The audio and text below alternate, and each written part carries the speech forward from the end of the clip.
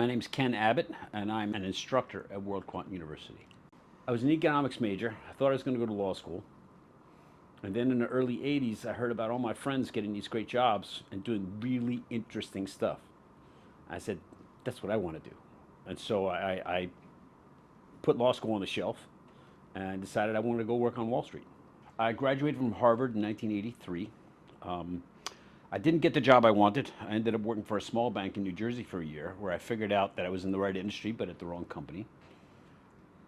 I got my focus, figured it out.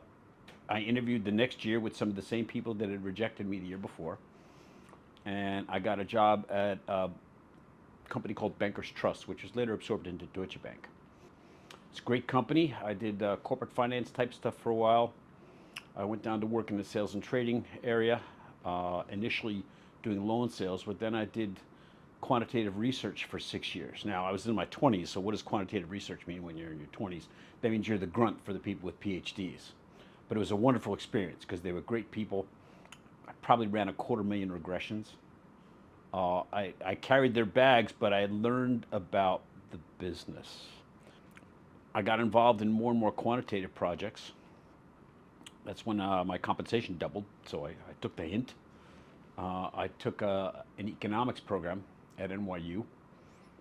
Wasn't quantity enough, so when I finished that, I got a master's in statistics and operations research, also at NYU, which was quantity enough and truly put the fear of God in me.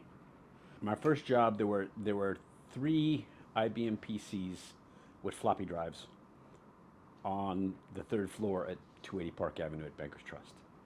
Very few people knew how to use them. My boss, who ended up being the CFO later on, said, I don't want you to do anything for a month. I want you to learn how to use the PC. Machines had 256 kilobytes of RAM.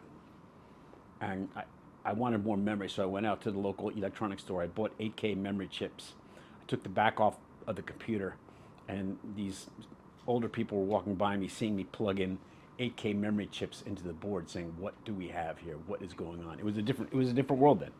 It gives you a certain amount of self-confidence that I can solve this problem. And I think that's what we want to get across to students in WorldQuant. Here are a bunch of tools. They're not easy, but they're going to help you solve problems. I've been very pleased with the quality of the work that I'm seeing from students. WorldQuant allows people to develop the tools in that toolkit that they simply wouldn't be able to get on their own.